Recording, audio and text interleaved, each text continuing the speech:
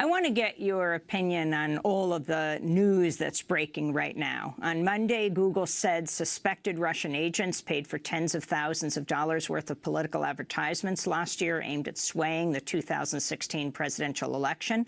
Managers at Microsoft said Monday they, too, were investigating whether Russian operatives paid for inappropriate pro-Trump ads on its Bing search engine and other platforms. Social media giant Facebook has said a Russian company placed thousands of ads on their network at a cost of more than $100,000. CNN reports a number of ads specifically targeted Michigan and Wisconsin, two states crucial to Trump's victory in November. And Twitter reported last month it discovered about 200 accounts linked to a Russian campaign to influence the election. This comes as the head of the U.S. Senate Intelligence Committee said last week it's reached the conclusion that Russia did interfere in the 2016 U.S. presidential election. Republican Senator Richard Burr said his committee is still examining evidence to determine if there's any collusion between Moscow and the Trump campaign. Your response to all of this, WikiLeaks editor-in-chief Julian Assange. Well, I think there's a very good article recently published in The Nation which goes through all of that, and it's shown to be nearly all fiction. The parts that you can actually determine, where you can compare with internally contradictory statements or other things, shows that it's nearly all fiction. Whether there's any truth to it, I don't know. We haven't researched that. Yeah, I would say that I think it's very concerning to see this neo-McCarthyist hysteria, very, very dangerous in geopolitical terms. And of course, its attempt to, to unite the Democratic Party, CIA structures together and the media in their assault against the Trump regime. But I think there's plenty of important things to criticize the Trump administration about.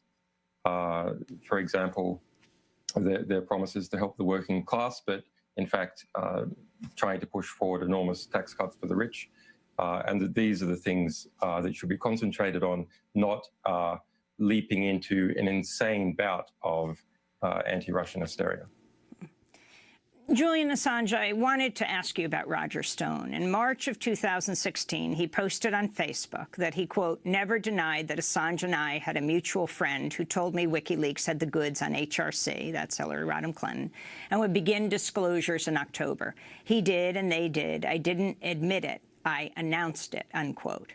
In a series of tweets, which he later deleted, Roger Stone also attacked a woman who challenged him on Twitter, writing, quote, you stupid, B-word, never denied perfectly legal back channel to Assange, who indeed had the goods on crooked Hillary. I now wanted to talk about the latest, Roger Stone going to testify before the Senate Intelligence Committee. And what came out of that, your response to that? Roger Stone has been trolling Democrats all his life, and he's doing exactly the same thing in order to elevate his profile. That's all. You can look at our statements at the time. He didn't say anything that I hadn't been saying in public at the time.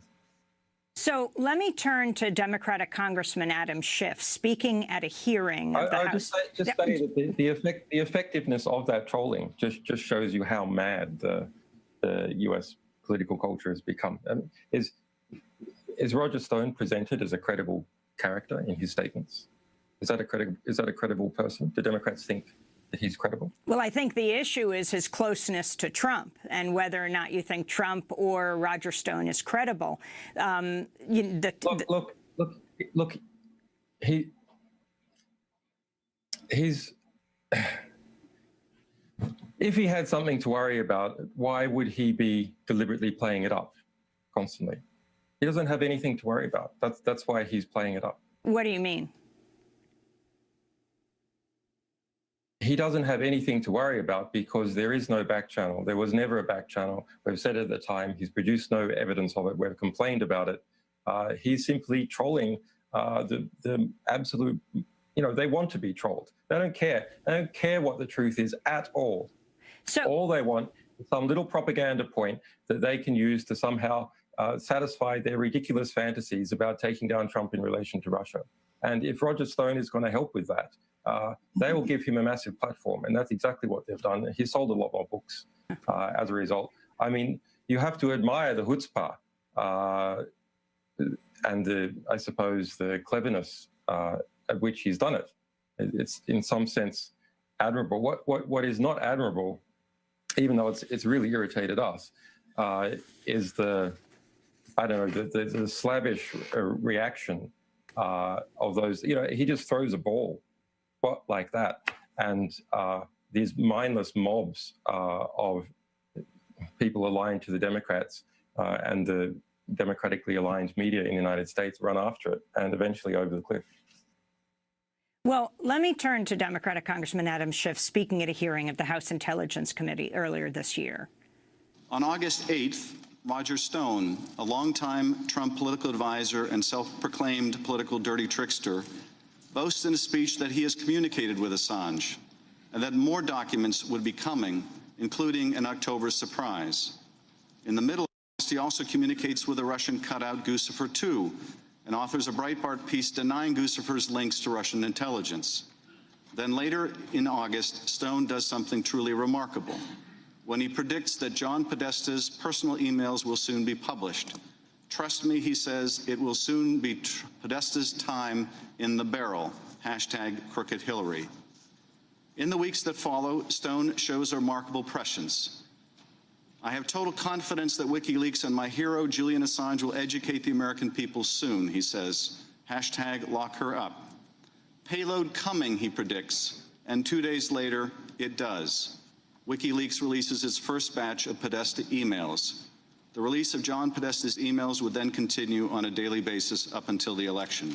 Your response, Julian Assange, to Adam Schiff of the House Intelligence Committee, ranking Democrat.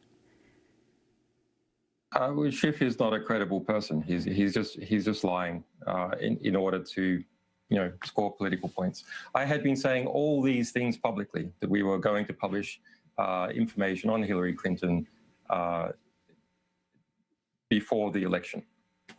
Yeah. So this is, and the media got it into its stupid head, in fact, that we were going to publish it on October 4th, and that spread around everywhere. And so Roger Stone's comments are responding to that kind of thing. But I don't want to feed into. I mean, I understand that there's a weird psychological phenomenon happening in the United States presently, but I don't want to feed into it because I think it's essentially inconsequential in historical circumstances unless it leads to a war with Russia. I mean, I don't know what the Trump's campaign's connections are with Russia. I can only speak about us. Had no connections with us. We have no connections with Russia. So I think I think if the Russians have done anything else, as far as I can see, it's not of a consequential nature. But so, Julian, this is the this something will come out. But as far as I can determine, not that I'm spending a lot of time on it. As far as I can determine, there's nothing of any scale or significance. But this is the anniversary of the email being released, the John Podesta emails. And I think it's important because what's happening in these congressional investigations, Roger Stone is a key figure, whether you think he's credible or not, to have you respond, to make your point. I wanted to play Roger Stone. Let me just play and you respond to Roger Stone. Let me just play two quick clips. August 8th, this is him speaking in Florida. With regard to the October surprise, what would be your forecast on that, given what Julian Assange has intimated he's going to do? Well, it could be any number of things. I actually have communicated with Assange. I believe the next tranche of his documents pertain to the Clinton Foundation, but there's no telling what the October surprise may be. Was he lying, Julian? Well, as you said, he just said that they would pertain to the Clinton Foundation, which he was he was wrong. He's just repeating what I said in the press. So then, more recently, let's turn to Roger Stone speaking to reporters following his appearance in this closed hearing of the House Intelligence Committee. His interview with lawmakers was part of the investigation into Russia's meddling in the 2016 election. I made the case that the accusation that I knew about John Podesta's email hack in advance was false, that I knew about the content and source of the WikiLeaks disclosures regarding Hillary Clinton was false, and that my exchange with someone claiming to be Goosefer 2.0, when viewed through the context, content, and timing, was benign and innocuous. Stone also told reporters he declined to name his WikiLeaks intermediary during the interview. The reason I am not submitting that name is because the intermediary is a journalist, and our conversation was off the record. I'm an opinion journalist. He's a journalist. I'm not going to burn somebody who I spoke to. If he releases me, if he allows me to release it, I would be happy to give it to the committee. I'm actually going to try to do that. Now, that, of course, Roger Stone isn't a journalist, but what is your response to what he's saying right here, that there was an intermediary between you and him who is a journalist? The United States political culture has gone mad. Roger Stone is trolling epically the Democratic political class in order to elevate his profile. And it's sad to see that Democracy Now! Is buying into it. Presenting the news is not buying into it. Presenting the news is having you respond to what he's saying, because you are the center of this in this particular case, and it's important to hear your voice. Look, Amy, I'm getting annoyed. There is a historic event occurring this afternoon involving Catalonia that could well change the nature of Europe, what forms of repression are acceptable within the Western world, and what moves populations can take in order to resist repression and come together to secure their self-determination. This has been the greatest Gandhian project that has occurred. Millions of Catalonians turning out to vote in the street, being beaten aggressively by Spanish security forces, being hacked by Spanish security forces, having their telephone exchange occupied, having their political leadership arrested, being threatened, as we saw today, with rebellion and put in prison for a minimum of 25 years. That is going to spread throughout the Western world. The lessons of this are going to spread throughout the Western world to, yes, to secessionist movements, but also to the states trying to repress them and to repress people's struggles for self-determination in general. The discipline with which the Catalan population have carried out their referendum is astounding. Astounding that millions of people going to the polls, being beaten by the police, and not one image of them fighting back. Not one image.